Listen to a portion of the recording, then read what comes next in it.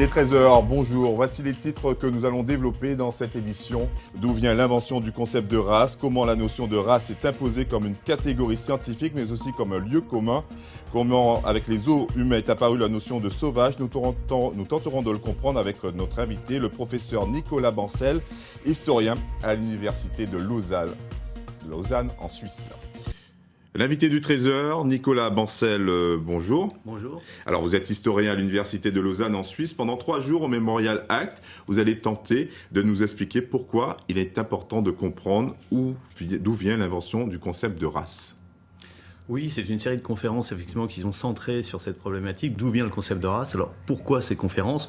Pas seulement pour s'intéresser à l'histoire de la race, l'histoire du concept de race, mais aussi parce que je crois fermement que cette histoire va nous apprendre beaucoup de choses sur le présent. Je pense qu'ici en Guadeloupe, on est très conscient avec le passé colonial, le passé esclavagiste aussi, et ses conséquences aussi sur la structuration de la société, une espèce de structuration mélinocratique, si je puis me permettre, cette division en termes de couleurs, ça se retrouve dans le vocabulaire guadeloupéen. Eh bien, je pense qu'il faut remonter à la genèse de tout cela pour comprendre dans quelle société on vit et quels problèmes ce concept pose aujourd'hui. Ce que nous savons, c'est que la notion de race a été utilisée à partir du XVIIIe siècle pour distinguer des groupes humains possédant des critères physiques transmissibles.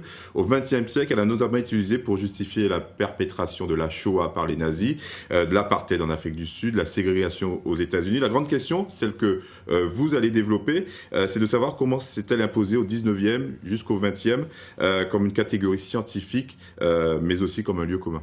Oui, alors très rapidement, en fait, c'est effectivement au XVIIIe siècle, avec le grand mouvement de la progression scientifique, du classement du vivant, que ce soit la nature dans son entier, animal, végétal, etc. C'est le siècle des Lumières. Les grandes encyclopédies de Buffon et de Linné vont pour la première fois introduire des catégories d'humains différents. Et c'est à partir de là que progressivement va s'institutionnaliser au XIXe siècle ce qu'on va appeler l'anthropologie raciale, qui est l'anthropologie des races, et qui va connaître un succès tout à fait extraordinaire à la fois en Europe, mais aussi aux États-Unis, au Japon. Et ça va devenir une science internationalisée avec de nombreux échanges et qui va, comme vous l'avez souligné, servir à la fois de justification au colonialisme, de justification des entreprises politiques tout à fait terrifiantes comme l'apartheid plus tard après 1945. Et bien sûr, on ne peut songer qu'au nazisme.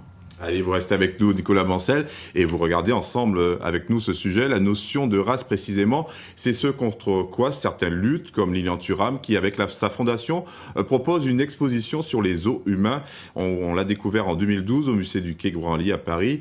Elle a été présentée dans plusieurs pays et en Guadeloupe, au Memorial Act, une exposition qui revient sur ces exhibitions dans des foires, notamment de gens venus d'Afrique, d'Océanie ou d'Asie, et que l'on a présenté comme des sauvages jusqu'au milieu du XXe siècle. Reportage de Lise Dolmar et Ludovic Guédu.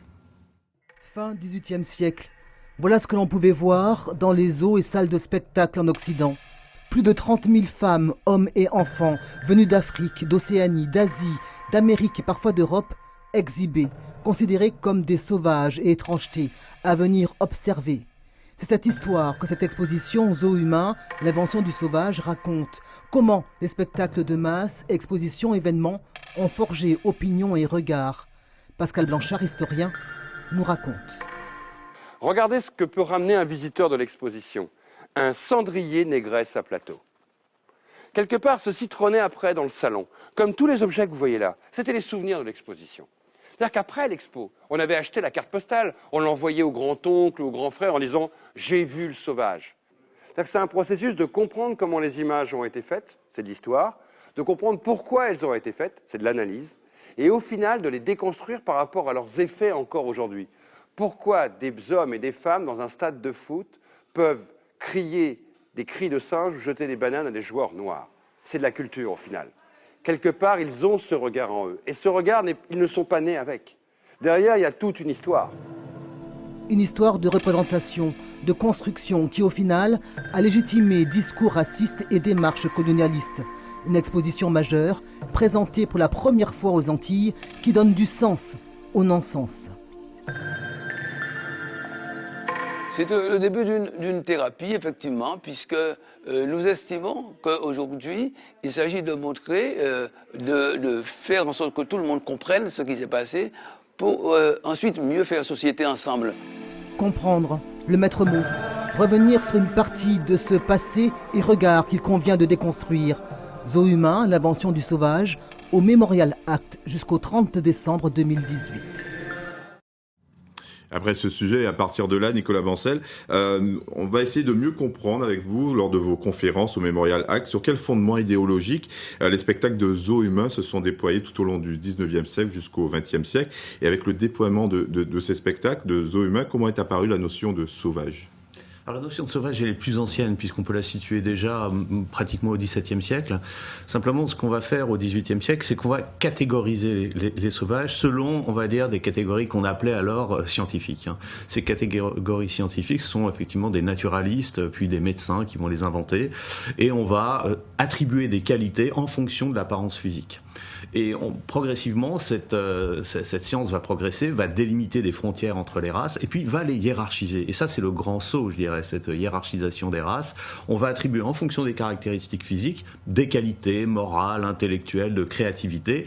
Au sommet de ces races, évidemment, on trouve la race blanche, et puis tout en bas, on trouve la race noire. Et en fait, les zoos humains, qu'est-ce que c'est ? C'est une démonstration, non pas scientifique, mais je dirais ludique, quelque part, de la hiérarchie des races. Ce sont des populations qu'on enferme dans des espaces qui sont au départ des espaces animaliers, et qu'on va voir finalement comme très proches de l'animalité. Ce sont un peu des races frontières entre l'animal et l'homme. On est à la recherche aussi à la fin du 19e siècle du chaînon manquant. Et en fait, cet héritage est énorme puisque c'est un système gigantesque. Il y a plus d'1 milliard de spectateurs qui vont voir ces spectacles entre 1870 et la fin de l'entre-deux-guerres. Et évidemment, les héritages, je dirais, post-coloniaux sont aussi nombreux. Je pense qu'on ne peut pas comprendre le racisme aujourd'hui, les questions de discrimination, si on ne s'affronte pas à cette histoire. Vous savez, on a eu récemment l'histoire, l'affaire Maurice Audin, qui a été, je dirais, mise à plat par Emmanuel Macron.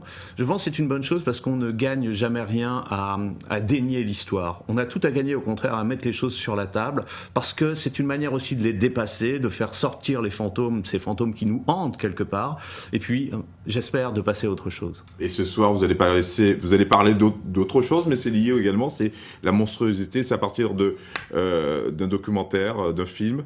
Vous parliez de classification de races, et à un moment, c'était presque des monstres.